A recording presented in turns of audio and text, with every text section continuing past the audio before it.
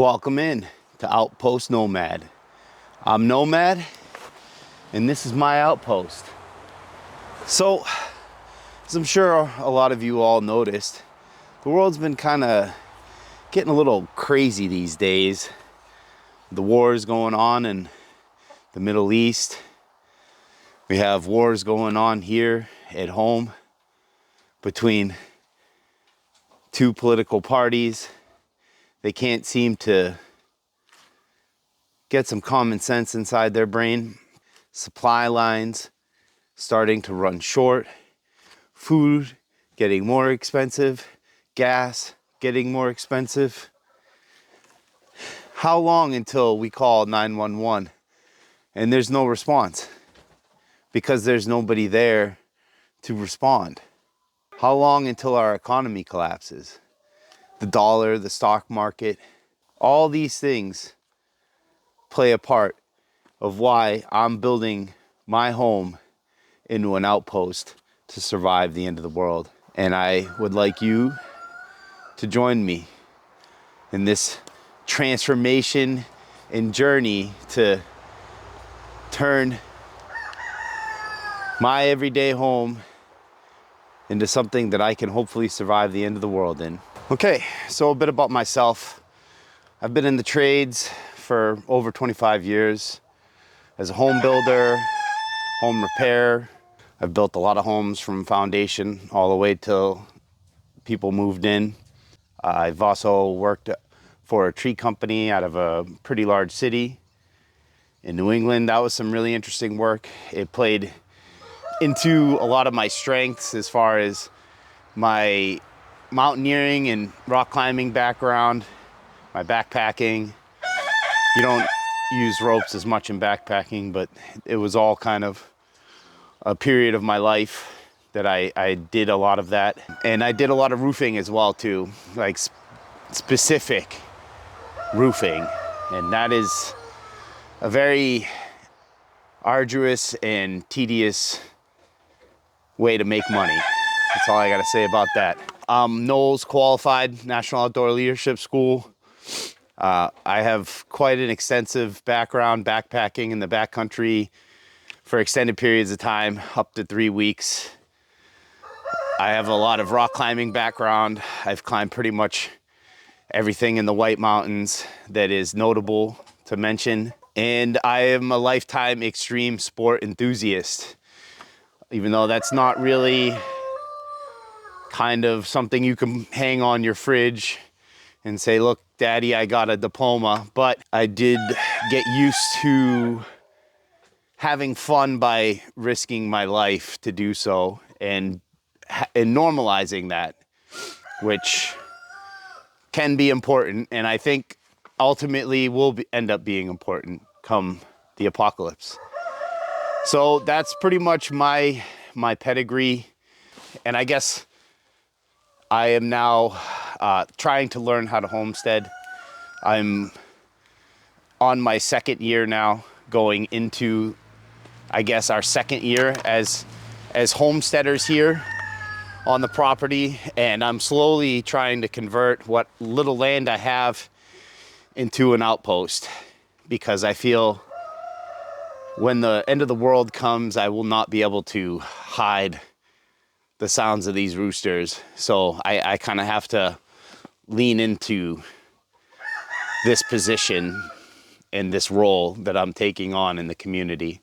So we're gonna go into what kind of kit you should have if you're planning to persevere past the point in which a majority of society will ultimately give up. And so what does a majority of gun owners in this country carry? They carry AR-15s, chambered in 5.56 or 223, or they carry some kind of handgun chambered in 9mm, preferably a Glock. Why do we want an AR-15 and a handgun chambered in 9mm? Well, that's pretty simple, because that's what the majority of gun owners in this country have. And same thing with a Glock. Not to mention, if you have a bunch of people meeting up with you, everybody having universal components for their ARs, for their handguns, and just your gear in general, like magazines, your bolt carrier groups will be interchangeable. Once you get a decent AR, and you don't even need a decent AR, you can get something that's cheap, like a Palmetto State Armory, right? They literally have ARs that you can slap together, buy a separate lower with a brace, get a friggin' upper that's on clearance. There's always clearances going on with them. And put something together for like $400. You can get spare mags, go down to your local Army Navy store and pick up some crappy old chest rig that can hold 8 mags, and you're in business. Now you can carry some gear and you're ready. You got your optic, you got your sling, you got your light. Now you can actually start to defend what's yours. After that, we have sustainment. So now we're going off and we're leaving here, and we, for whatever reason, need to head off this outpost property. Well, now I need some sustainment. How long am I going for? Well, the neighbor that used to be a 5-minute drive is now quite a ruck away. We've got reports over the Baofangs that they got a situation they need assistance with. Well, we got to head out, and I'm sure if there's no rule of law or anything like that, we're gonna need to be prepared to defend ourselves from whatever might be between point A and point B.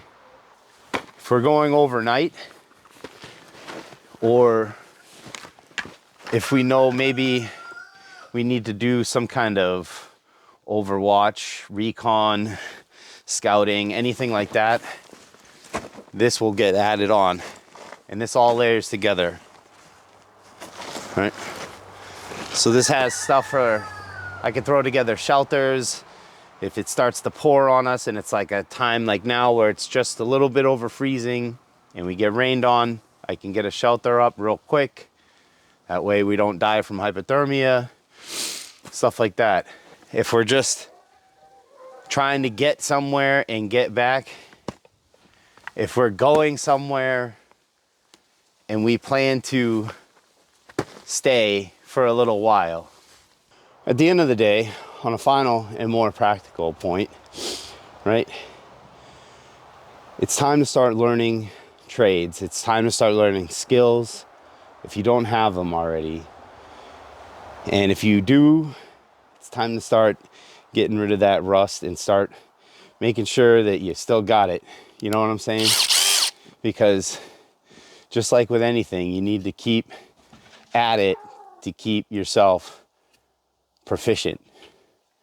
So, other things you can do is do better with your health. Eat real food.